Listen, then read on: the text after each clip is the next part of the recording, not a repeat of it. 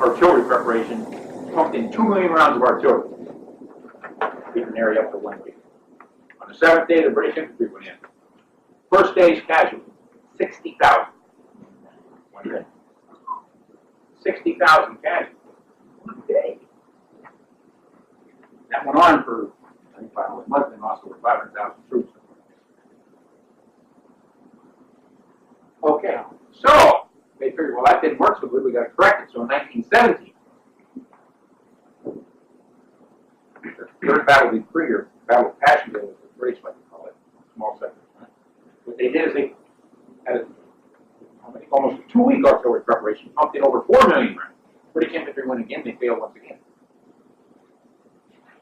What they didn't realize, they tried to actually have a quantitative change to gain success. What they needed was a qualitative change. In other words, they had to do things different, not just try to do the same way with more emphasis. So why would that fail? Well, think about it. A couple numbers. One, if you're laying in 1 week's artillery preparation, after a couple of days, your adversary is going to get wise that something's happening in that sector of the front. So we can transfer reserves behind the front. 2, because they've had earlier artillery preparations, and they know the damage of artillery. What you do is you start dispersing your people in the front. Instead of line, you start dispersing throughout the front. Also, place them in bunkers to minimize the effects of artillery. And 3, if you're going to be able to conduct one of those barrages, 2 million or 4 million, or these larger expenditures of ammunition, the only way you can do that very near the front, you have to develop huge artillery stockings or artillery zones. Well, that takes time. In the meantime, enemy recce and intelligence activity is going to notice that. So if you're building a certain sector to say, hey, something's going to happen here pretty soon. In other words, it's not quite often. And then the tactics themselves they use, try to build up the middle. So you begin to see that kind of happen. Okay? So now a way out. The rise of so-called infiltration tactics and guerrilla tactics. French captain by the name of André Lafarge, 1915, wrote a pamphlet as a way of trying to go through these fortifications, which is infiltration tactics. And the Germans captured the pamphlet, plus they were thinking in similar lines, so it acted as a catalyst, and so they started training a lot of troops. And of course, it washed over the West in the spring of 1980. Sometimes they're attributable to a General von Houdier. The reason why I have a question mark there is he was not an architect of that. He just had to be one of the commanders on the German side who did employ those tactics. At the macro level, attributable to Ludendorff, he did recognize the importance of it, so he did support the whole effort, and rightly so was deemed a macro level architect in that sense. And then another tactic is the guerrilla tactics seen through Lawrence of Arabia, or Peter O'Toole, if you saw the movie. 7 Pillars of Wisdom. You can read the book. In any case, we see he recognized the importance of that kind of thing, but there's even another guy who's probably more adept at it than Lawrence, a guy by the name of Lechau Horvath, Prussian, down in Germany, East Africa. And with just a few officers and a couple thousand enlisted men and some Africans, he surrendered after Germany did during World War I. He fought off between 200 and 250,000 British troops. And he had 20 or 30 generals arrayed against an Israeli colonel. And that's getting stronger toward the end. They had to convince him that Germany lost the war. That in Europe, was that in Germany, East Africa. Yeah. Down in Germany, East Africa. And even in the British official accounts, they tend to give him more credit than Lawrence. Not that Lawrence wasn't successful as commander. But remember, Lawrence was being supplied by Allenby in the Middle East, whereas Lechau Horvath was virtually cut off and was literally living off the British himself. So we see that kind of thing. Now what I want to do is look first at the infiltration tactics and guerrilla tactics of the past, which we can do that kind of thing. Now let's look at the infiltration tactics. I'd like to read this, get sort of a feel for it, and I'll discuss it. This is the one chart snapshot.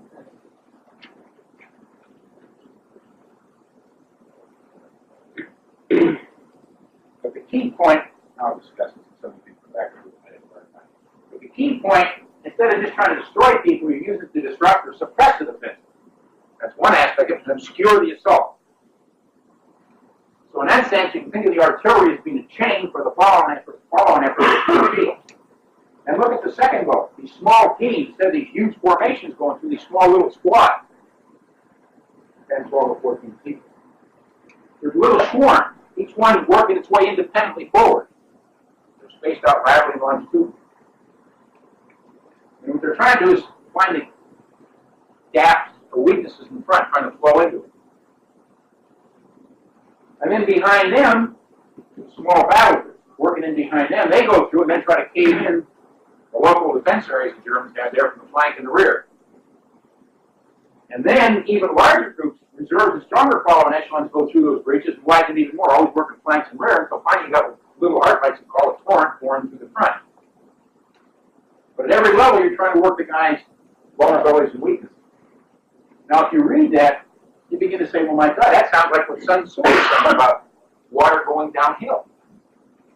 That's Sun Tzu tactic. But it took to World War I before they come up with Sun Tzu tactic. He wrote that back in somewhere between 300 and 500 BC, as people say. So we begin to see that kind of thing. Of course, the idea is quite simple. Eruption of many thrusts, not just one thrust. That gets blocked. The other ones don't go through. You're just trying to pour through.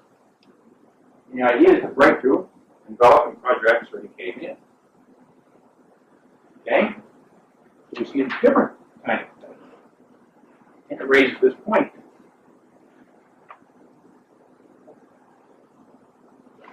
They may create some vivid images in your mind, but what it really doesn't address and deal with, how the fire movement schemes work.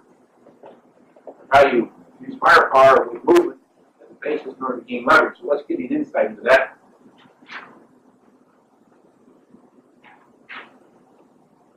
Here's the key thing. Fire at all levels. Artillery, mortars, machine guns. In other words, you have upper level, you have huge artillery. Pasted down at the lowest level, you have mortars, machine guns, etc. In any case, the idea is to pin your adversary down. In other words, you're not going to stand up when some guy's spraying the area with artillery machine gun fire. You're going to get pinned down.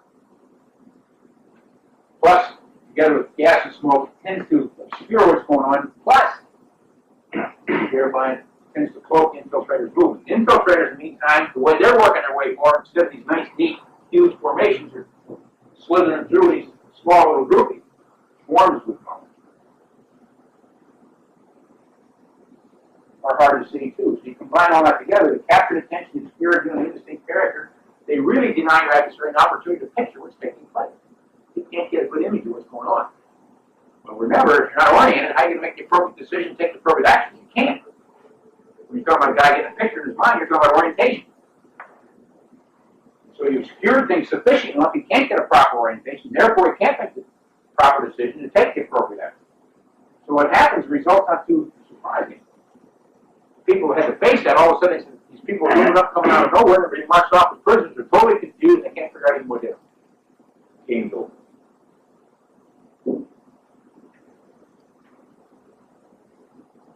We've even seen some of those accounts in Vietnam, the guys holding positions, all of a sudden these guys are in behind them, they can't figure out where they came from, and causes all kinds of panic and chaos.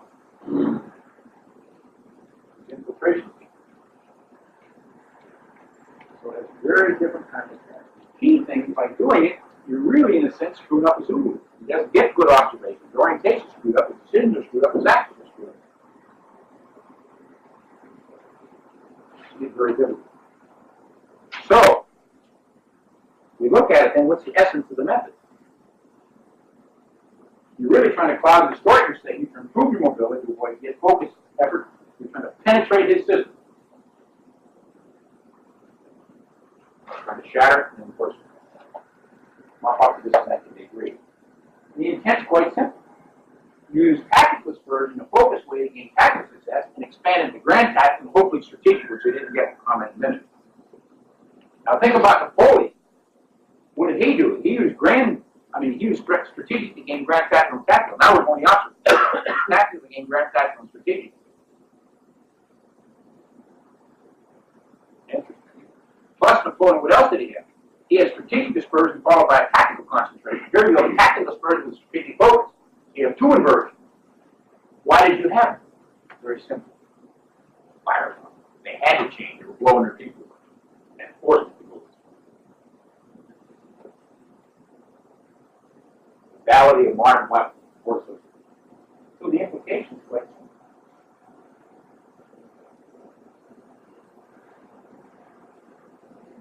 Small units exploiting tactical dispersion rather than large information provided by the principle of concentration.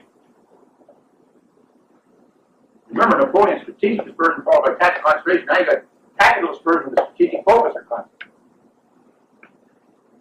Just the opposite. By doing that, then you pump up his friction, paralyze him, bring down his system.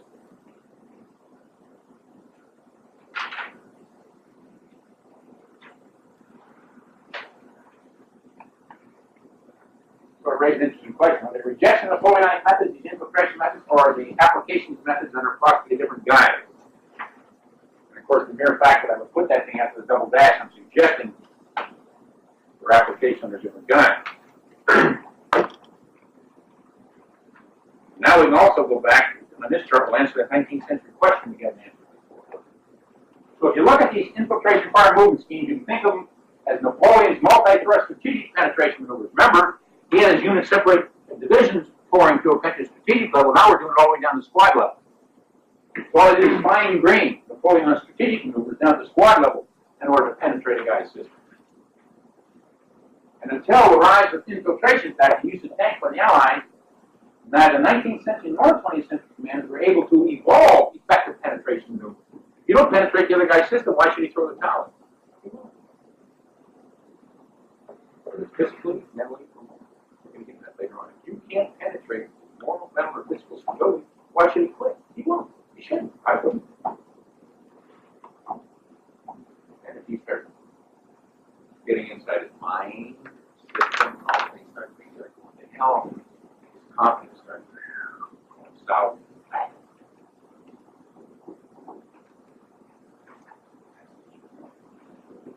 So now, why? Now we answer. Remember, we went back to that question in the 19th century. Why were the 19th century and 20th century commanders unable to evolve effective penetration? The aristocratic tradition, the top-down command and control system, the slavish addiction, the principle of concentration, the drill regulation mindset. You put them all together, what are they? They're an obsession for control. What it is? An obsession for control by high-level superiors over low-level subordinates. When you do that, you start restricting imagination, initiative, and adaptability. If you do that, now you can evolve into new methods. Because you got all those constraints upon you.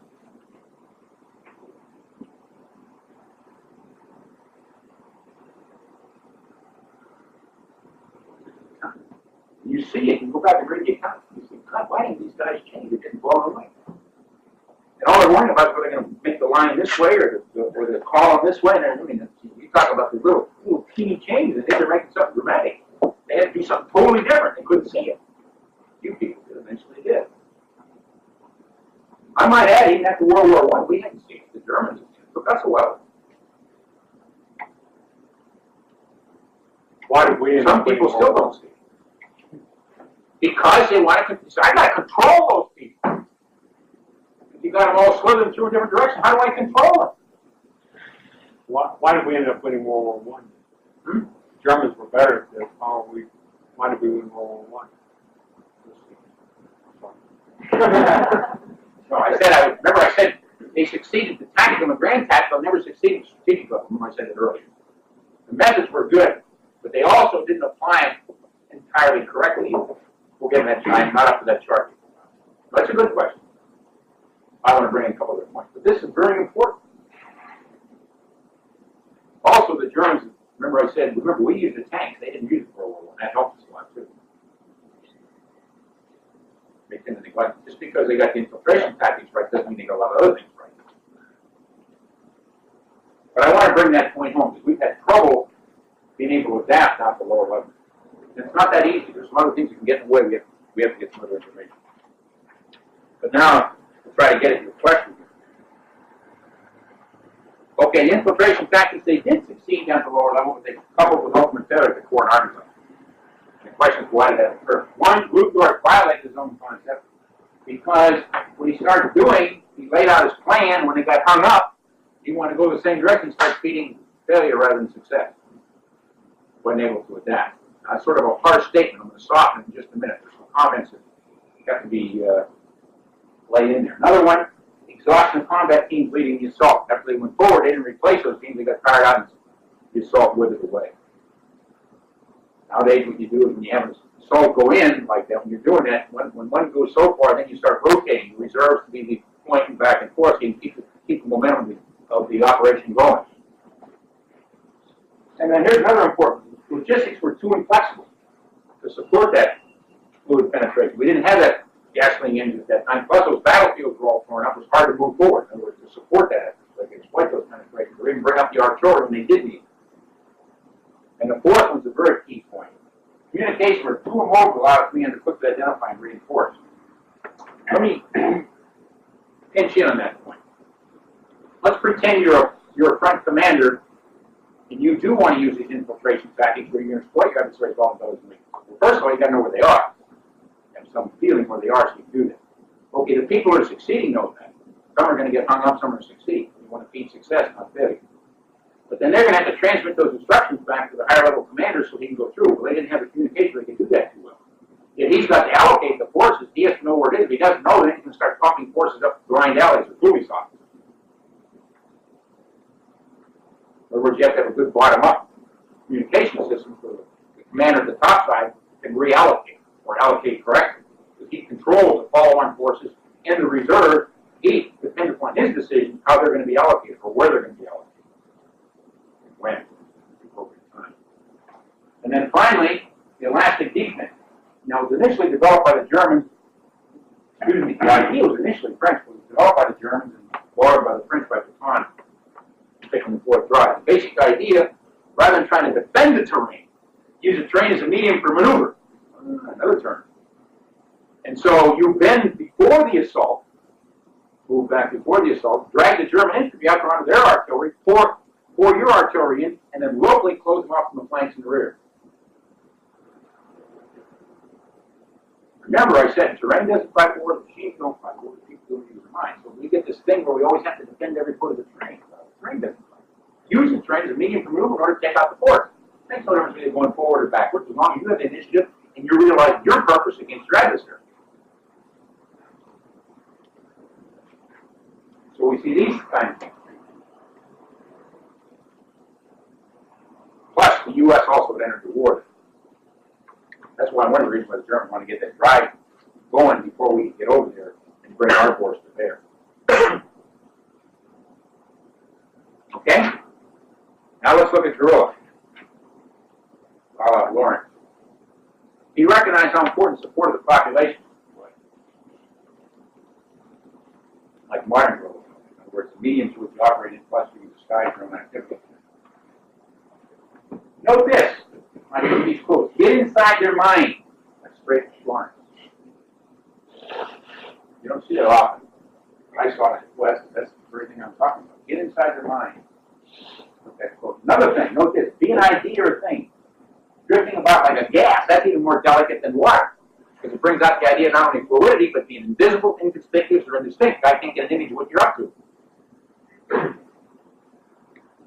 And then attacking in depth. So in other words, you're doing different areas too. Well, you think about this kind of thing and combine it with attacking should be tip and run, not pushes with strokes. You're in and out, going in every direction on your adversary. Use of the smallest force and quickest time is furthest play. Well, think about that. If you're doing all these kinds of things, it's like the Mongols. Pretty soon you seem to be everywhere, yet nowhere.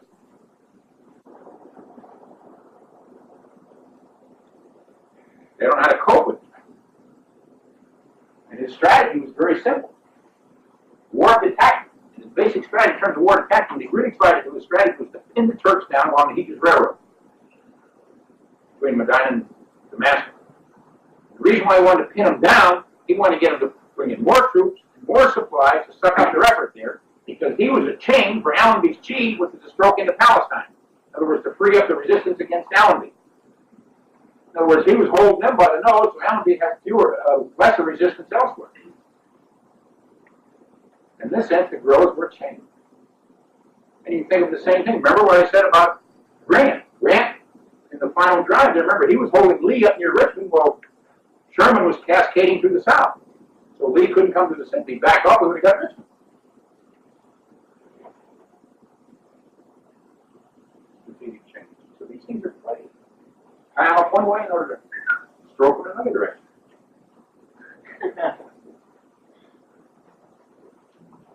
And note this. Never defense except on accident and error. Here's where many military men make that mistake. They think they're on the defense because they're moving backwards. Let me preempt myself here. Mao said there were 3 phases to a guerrilla campaign: strategic withdrawal, strategic equilibrium, and strategic offense. But they were all tactical offense, tactical offense, tactical offense.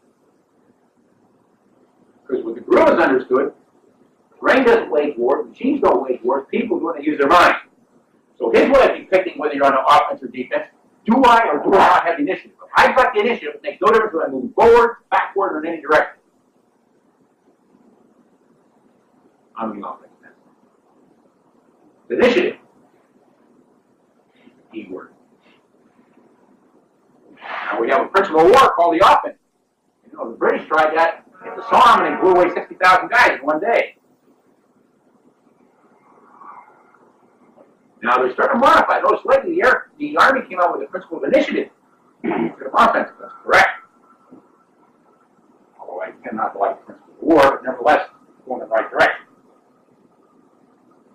The idea of initiative. Because the guerrillas do understand. The brain doesn't play for it, machines don't play for it. People do the use their mind. So initiative is tied to people. Do I or do I not have it? How do I know when I got the initiative? It's tied to something else. If I'm getting inside my adversary's loop, I got the initiative. If he's getting inside my loop, he's got the initiative. In other words, if I got him so fouled up that he can't make the appropriate decisions or take the proper actions, I'm getting the initiative. Makes no difference what direction I'm moving in. So you can tie all these things together. And of course, the idea behind it, I put it a little differently, the actual words that Lawrence used was to extrude the Turks from Arabia. But the techniques that he was using was really just disintegrating even their ability to govern.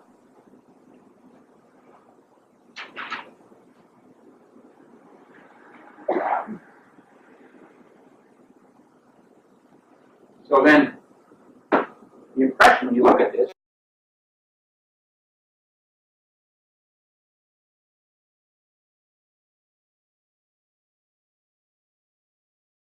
among others, also Hartz and others, and also he was privy to the critique the German army conducted upon itself, in which they cited 2 ingredients they had to pay more attention to. One, we'll look at each one. First, the Soviet revolutionary strategy, then blitzkrieg, then guerrilla warfare. Let's look at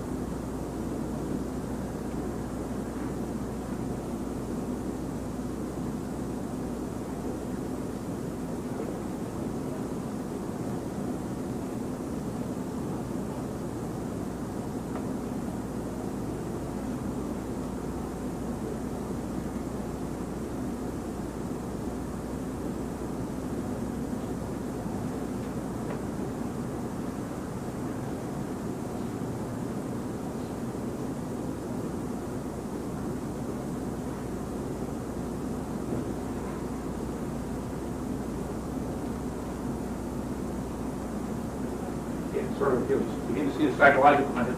One more chart, then I'll comment on it.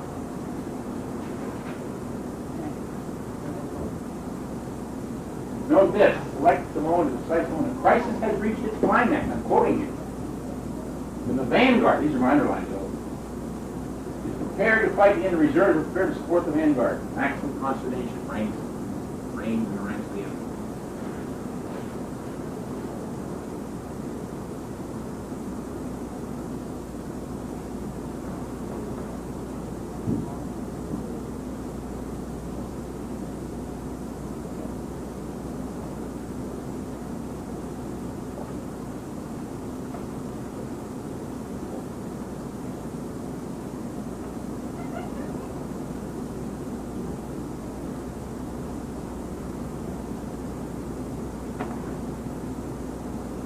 When you're reading this, you think about it, you say, well, that doesn't have much appeal.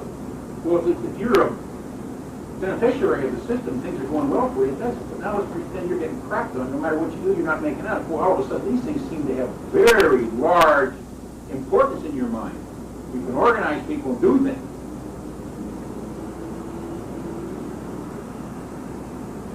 It's on much greater importance.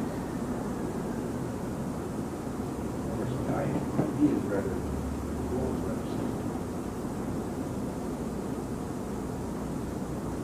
We're trying to show how the whole system is bankrupt before the partners.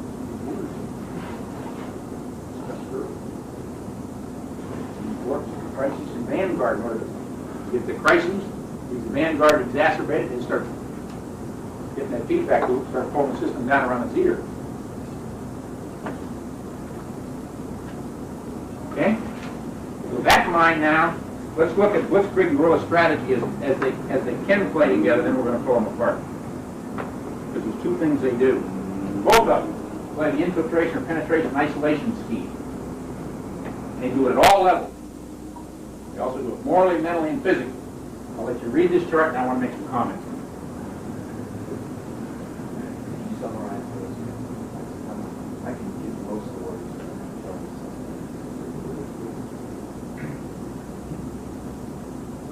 I hate to read my chart. Well, it helps you out the lens.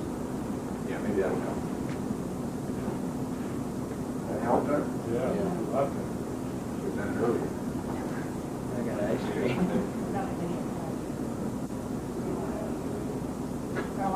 What about the video phone? We're fine. Good camps, good camp. Look what they're doing. See, they're trying to disrupt them. Probe and test. Adversary and any allies around in order to unmask these things. And note this statement. Exploit critical difference of opinion, internal contradictions, frictions, etc. The idea is to foment mistrust and sow discord. In other words, so they can't function as organic whole. So you talk about fomenting mistrust and sow discord. In his system, you're trying to do what? Generate many non-cooperative centers of gravity.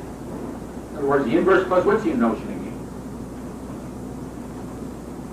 Thereby, you can create this kind of an atmosphere, and I'm quoting Adolf Hitler here. Mental confusion, contradiction of feeling, indecisiveness. Divided and just poured in there. They were afraid of it. And Czechoslovakia got the Allied chamberlain or something to give the country away. Hope you read the history. And then against the Polish, they weren't even in a modern sense that they would even compete against them. In France, of course, when he did, they were so pulled apart psychologically when he invaded, their armies came unglued. And all this crap you've been reading about their French resistance, you know, it's all coming out. That's a lot of that's myth. There was very few of them during the French resistance. Four of them collaborators. That's all beginning to come out. Of course, they couldn't let it come out before. They wanted to retain some honor and dignity. That's beginning to come out. So, but there may be a question here for some of you people who have read Mao, particularly Mao's treatise on protracted war. So, let's say you don't want to be protracted. So you think, well, there seems to be a paradox or a contradiction here. But you want to read that treatise. Mao says very explicitly, you want to have lightning engagements, lightning battles. The only reason for its protracted nature is because the guerrillas are weak. It's going to take time in order to build up their strength. But you don't want to get in out there and slug it out. It's in and out, in and out. So in that context, they agree. Okay, with that in mind, what I want to do now is I want to separate it. We'll split it out with first the blitzkrieg and then the guerrillas. First blitzkrieg. This is my second most dense chart. Remember I told you it was going to get there.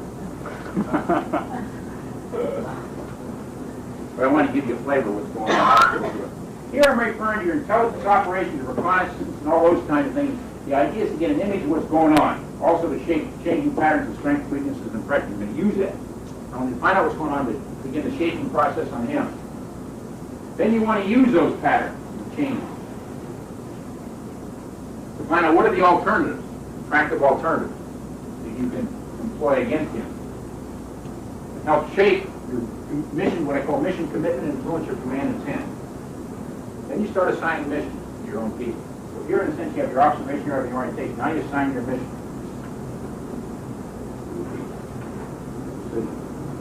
Your spare pump, which we'll talk about here in a minute, very important idea. It's not just a physical thing, it's a moral, mental kind of thing, too.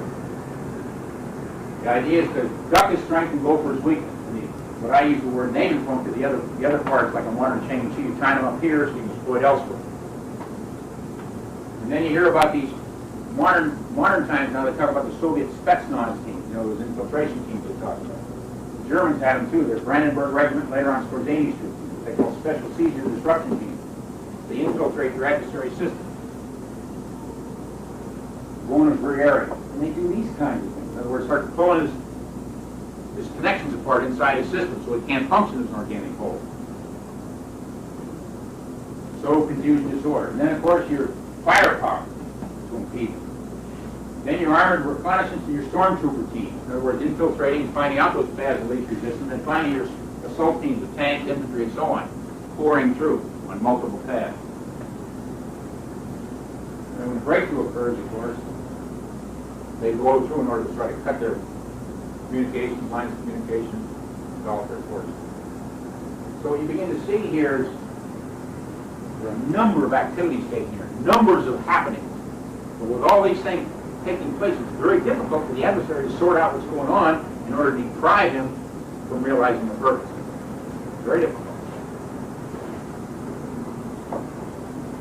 Multiple things happen here, and the idea is quite simple. I think that answers your question, right? The idea is quite simple. Okay? But it does. Here's an impression it leaves you with then. The idea, if you start thinking about that, what you're really doing, the Pentagon, Blitzkrieg generates many non-cooperative centers of gravity. See, they're pouring in, they're just generating all these non-cooperative centers of gravity so the enemy organism can't function as an organic whole. So, starts magnifying the friction. That's what you want to do, generate non-cooperative centers of gravity, or isolated center of gravity, your adversary system, but can't function. Provide one another with necessary mutual support. So it raises a rather interesting question. How do blitzers simultaneously sustain rapid pace and abruptly adapt to changing circumstances? Without losing your own cohesion here. Because if you try to go rapid, you can't adapt. If you adapt, then you can't penetrate deep. So there are opposing tendencies. Another thing, if you give everybody a lot of freedom of action down below, their blitzkrieg flies apart. If you try to constrain their activities, then they can't blitz. With too much top-down command and control. Another opposing tendency. In other words, we got some opposing tendencies. How do we resolve these opposing tendencies? Same thing you have in the campaign, I might add, too. You have to resolve these opposing tendencies. So let's take that on. And here's what I call blitz operating philosophy. And the key point you have to keep in mind, each level, from simple to complex, from platoon all the way up to theater, they all have their own OODA loops, or observation, orientation, decision, time cycle loops. The thing you have to keep in mind is you go up to higher level, the OODA loops go slower and slower and slower. More to keep track of. If you're down lower, you can operate at a faster tempo. In other words, as the number of events we must consider increase, the longer it takes to go through those. This brings out the idea that faster tempo rhythm at lower levels should work within a slower rhythm or larger pattern at higher levels. In other words, so the system doesn't start coming apart. So how do you harmonize these different tempos of rhythm?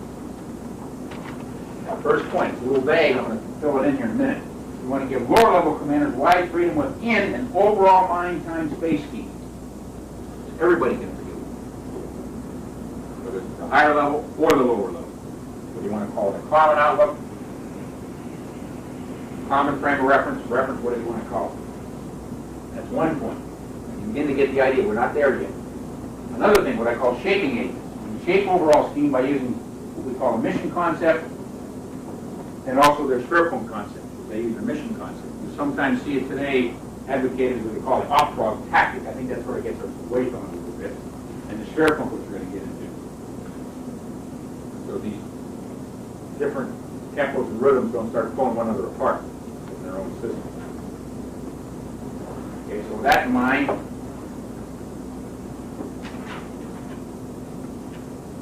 raise this question.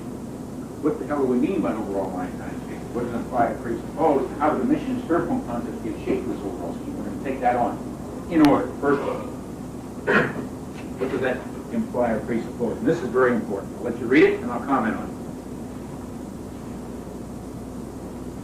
Now, General Blumentritt was a general during World War II in Germany. And I'm quoting him here. Presuppose a common outlook based upon, quote, the body of professional officers, etc.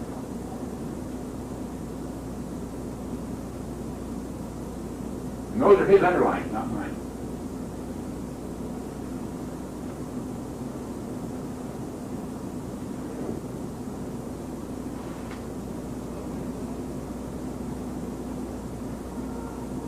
Officers Training Institute allows subordinates a great measure of freedom of action and freedom of manner in executing orders. Calls for independence, daring, initiative, etc. Look at this point. Without a common outlook, officers cannot give subordinates freedom of action and maintain coherency. Ongoing action. Well, let's assume you don't have a common outlook. You give people freedom of action. First thing's going to dissolve away.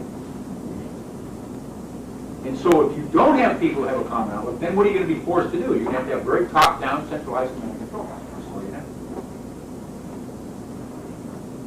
I'll get into a little deeper in a few minutes. I don't want to take it too far right now.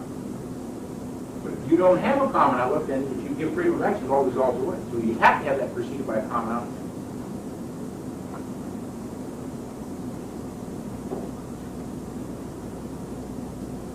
So the implication is rather clear. Now, when he used the word a body of officers, what that means in the German system, we're talking about general staff. That's body of officers. He's referring to a particular body, general staff. Code word for general staff, I guess. Code word. So think about that. You cannot get freedom of action without a common outlook, otherwise it dissolves away into chaos. A little deeper here. Okay, so it raises this question: how do the concepts of mission and Schwerpunkt give shape to this mission? Let's take on mission first. Here's an important idea. You can think of it as a contract or an agreement between superior and subordinate. Subordinate agrees to make his action serve as superior's intent in terms of what is to be done. In other words, superior determines what is to be done. The subordinate determines how it's going to be carried out. How it's going to be carried out. In other words, it gives them the freedom to exercise imagination initiative in terms of how it intends to be realized. But note this second vote. Many Americans have a hard time coming to grips with it. Part of this concept, the board is given the right to challenge or question the feasibility of the mission. In their system, the Prussian system, they had the right to challenge that mission before the decision was made on it. If he feels his ideas what can be achieved are not in accordance with the decision. On the other hand, once he agrees, then superior has every right to expect it's going to be carried out.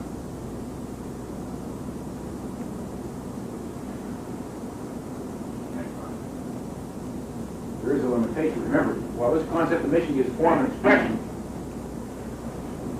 it is not successfully subordinate. Remember, if you're a superior, and let's say you give somebody a mission or a task down below, you have other subordinates. You give them an independent task. They have to know how they're going to glue and work with the others, and that's where the Schwerpunkt concept comes in. I'll show you in a minute. Because you have more than one subordinate or one superior. You have to glue it all together to make it work as a whole. So, how does Schwerpunkt play into this? So let's give you a feel for the Schwerpunkt. So the Schwerpunkt acts as a center or acts as a harmonizing agent. In other words, you say this, the Schwerpunkt will be in this direction. Here's our Schwerpunkt. It gives focus and direction. Normally we call focus the main effort of focus, sometimes center. It's used to help shape commitment and carry out intent at all levels, theater down to platoon. In other words, the Schwerpunkt at theater level, Army group, Army, Corps, Division, Regiment, Battalion, Company, Platoon. Schwerpunkt inside Schwerpunkt inside Schwerpunkt inside Schwerpunkt. Right. Exactly. Know what it says.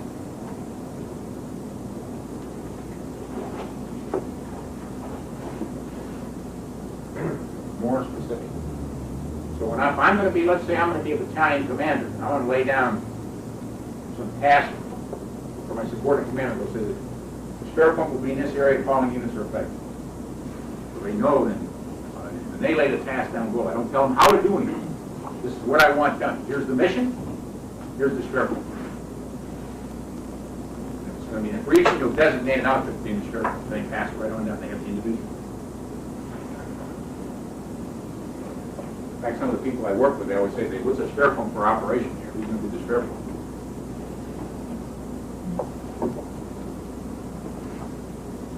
Where's the focus? The other people, they say, okay, he's the focus, fine, the other people support that. Even though they're doing different things, they always keep in mind what that focus is, unless you shift. What's the focus? The operation. So you think of it as a focusing aid, or a medium to realize that it's him. And the implication is, it is a unifying concept or a unifying medium.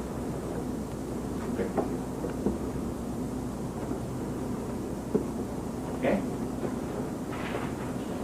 Now let's sort of tie it all together. I want to talk this chart a little bit. It's sort of a key idea here. It's sort of opposite in some sense of the way we think of things. So to sort of tie it all together, what you're really saying, their operating philosophy is based on a common outlook and freedom of action to realize these concepts we talked about, mission and concept. And the key thing is to emphasize implicit over explicit communication.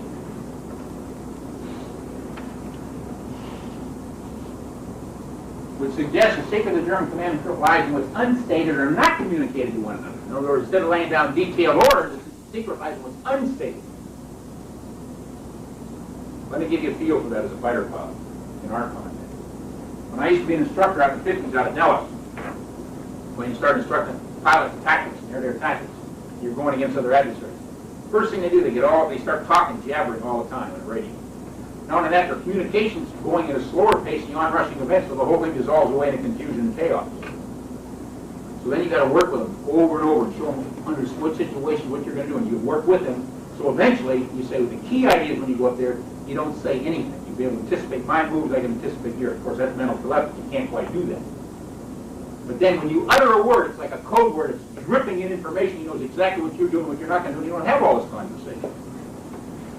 So it's that implicit communication, the unstated communication that you have.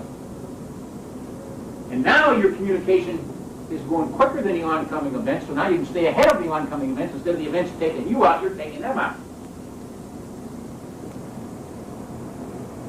Unstated. Well, now if you work together for a long period of time, you know where you work for a long period of time, you give one word, they know what to do. If you haven't, then you've got to lay out detailed instructions. You get to lay out detailed instructions, it takes longer. Plus, there's probably going to be a goof later on anyway. You have to modify them, which stretches it even further. So that common outlook is very important, because what that common outlook really is are shared images or views for those kinds of things that you're trying to work together on. You've worked it out before. And if you don't have it, and you try to say, go to it, Tiger, boy, expect a disaster. You're probably going to get one.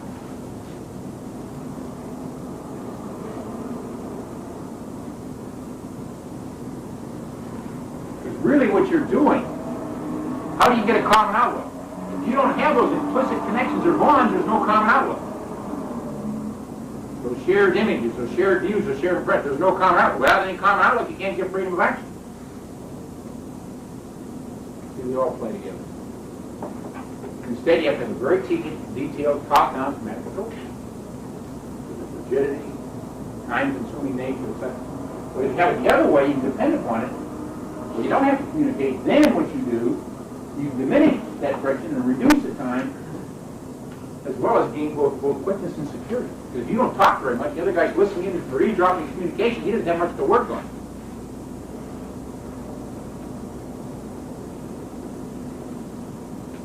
In fact, I remember one historian noticed that in some of the German, some of the archives, that as some British talking about this, a German unit came into the field, they noticed it, didn't know what was going on.